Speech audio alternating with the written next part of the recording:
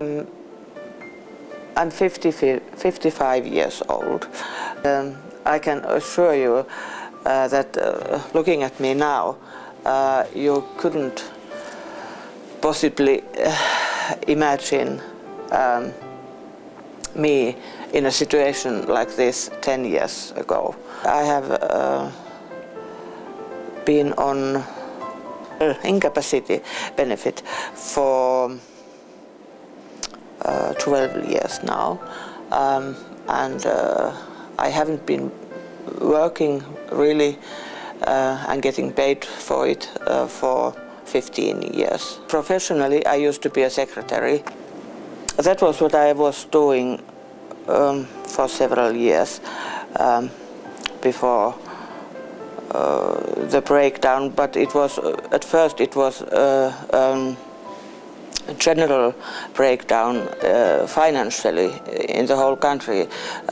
Many people lost their jobs, and I was one of them, because at that time I was working for a company where I was the one who came last, and so I was the first to go. After I had lost my job, it didn't take long before I broke down also, but it wasn't because of the losing my job, but I explain it to myself, and I tell people that it was only then that I had time to break down. The reason why I'm incapable for work is my diagnosis is severe chronic depression, and I'm not suffering it anymore, but if you have to use the word suffer, so I have suffered it since my daughter was born. In my case, it only affected me 1 year later. My daughter was almost 1 year, but he recognized it as whatever is the official term for it. Post-natal, yes. So I didn't get any treatment, and I didn't understand myself that I should get some help. But by the time that I got pregnant the second time, my daughter was 5.5 when my son was born.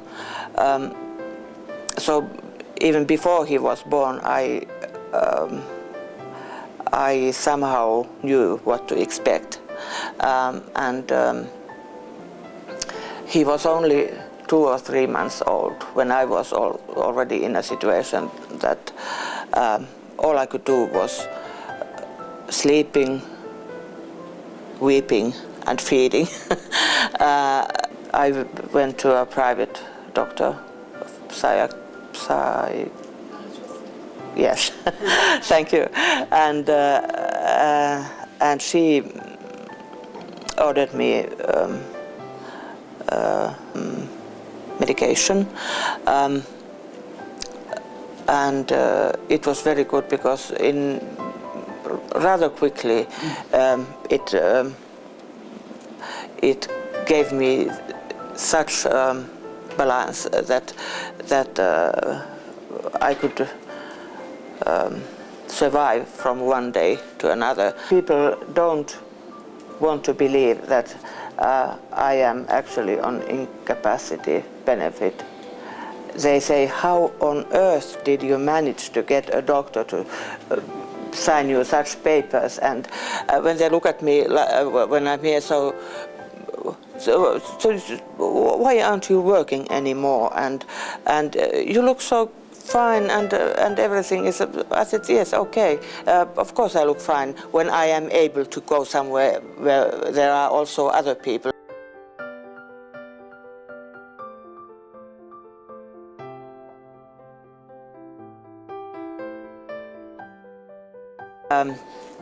10 years ago I had something similar to that experience, because that was when I, for the first time,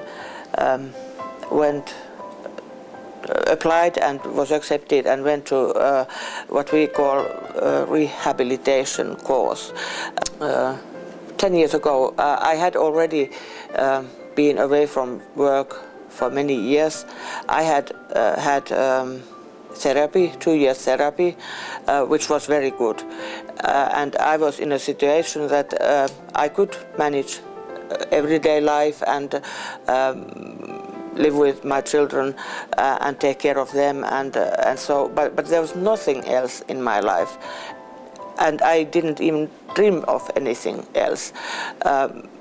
Future, it was just a word. I didn't have any future. It was only a grey wall.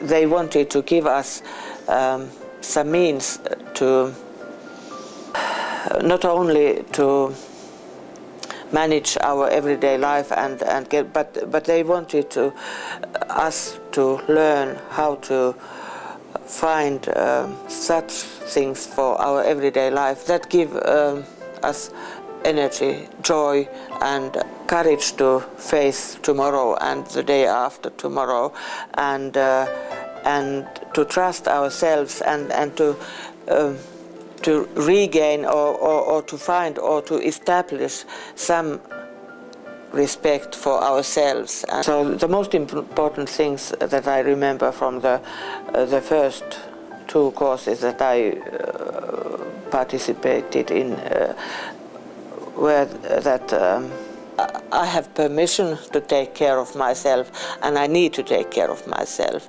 And I have heard, I was surprised to hear that it's not so simple for men either, but I think especially for women it is very typical that we take care of everything and all the others, and we put ourselves in the background, and we are very clever. We learn it already when we are young girls, and then when we grow up we have learned it so well that we forget that we have needs, and we have some dreams of our own, and we have a life of our own to live. One of the things that they told us on these rehabilitation courses not to think of ourselves as patients. I would say I'm a part-time service user anymore, and